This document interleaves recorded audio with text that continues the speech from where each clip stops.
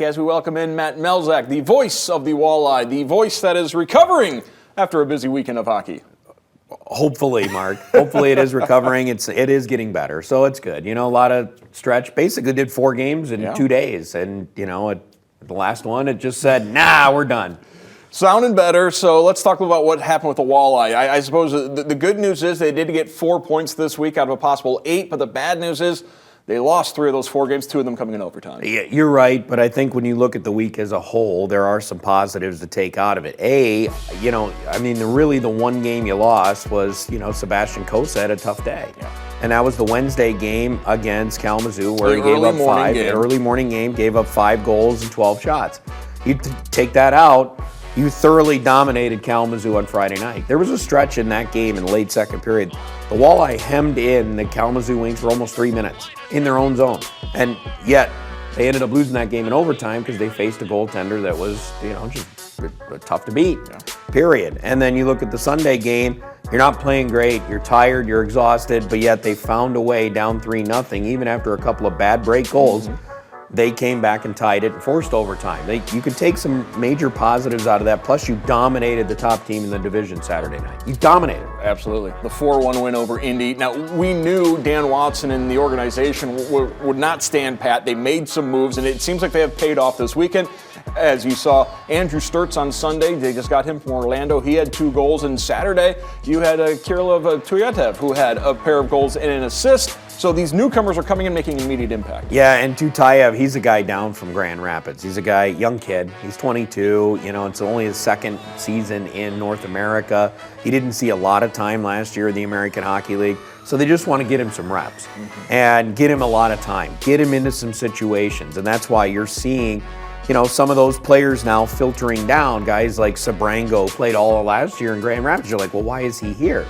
They want to get him more involved in other situations. Right now, up there, he's a 6th defenseman. He spots in and out. He's a 7. He doesn't play all the time. Now, here, he's playing power plays, playing penalty kill. He's getting that opportunity. Same with Tutayev. I think they should start a lot of young players, especially first-year pro guys, at the ECHL level. Let them get into that experience. So I know sometimes they might be too talented for this league, but at least they get into a lot of situations. Luke Grendenning is the best example we have. They started him in the ECHL because of the lockout. They had too many players down in the American League, so it was by force. They were forced to send him here. What did he do? He played in every situation. Next thing you know, he goes up to the American League. They're like, oh man, this guy can really play at this league. And then it carried on from there. I mean, that's how guys develop, and you look at what he was able to do at the National Hockey League level. We've talked throughout the season about puck luck and how it's kind of been against the Walleye. Well, you've had a conversation with Dan Watson recently that shows that the numbers back that up. Yeah, it's not just the shots for, shots against, the goals for, goals against. I mean, you look already just in those numbers there. Yes, Toledo not scoring a lot of goals. They've had some bad luck in that regard because when you look at their, the stats of scoring chances, where they're coming from, how they're getting there, that tells you they should be scoring a lot more. It just hasn't happened yet. And then on the other side, defensively, we can already see their numbers. They're holding teams down. They're not giving up a lot of goals. They're under 3 a game. And not only that, they're holding teams. They're the 4th best shots against team in the league. They're not allowing a lot of chances. So as a numbers guy, in my mind, those things try to right themselves at some point. And I mean, that expected record should be, at this point, they should have 15, 16 wins. They don't. They only have 8. So at some point, those things are going to right themselves. The last couple of weeks, Walleye have been busy playing 3 games in 4 days, 4 and 5, a lot of times in 3 or 4 different cities. That changes this week. They've got 3 road games, 3 and 4 days, but all 3 games in Norfolk, Virginia. Yeah, you know what? And this makes a huge difference, Mark. I mean, you start looking at the schedule the last 3 weeks, like you mentioned. Even the 3 and 3, it was 2 of them were on the road in 2 different cities. You're getting home at 2 in the morning, then you're getting to Wheeling at 4.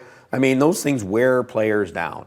Now you're going to have, yes, it's a long travel. It's 10 hours by bus to get to Norfolk. But you know what? Once you're there Tuesday, you're set. You're there until after Saturday, and then that's it. You get a nice little break after that. So, you know what? Go in there, play well, and you know what? It's a team that struggled. However, they have won their last 2 over this weekend. They beat Adirondack Saturday and Sunday at home.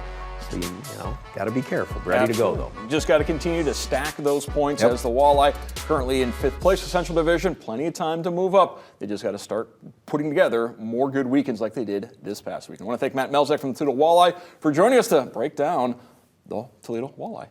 Sounds good, Mark. We did it.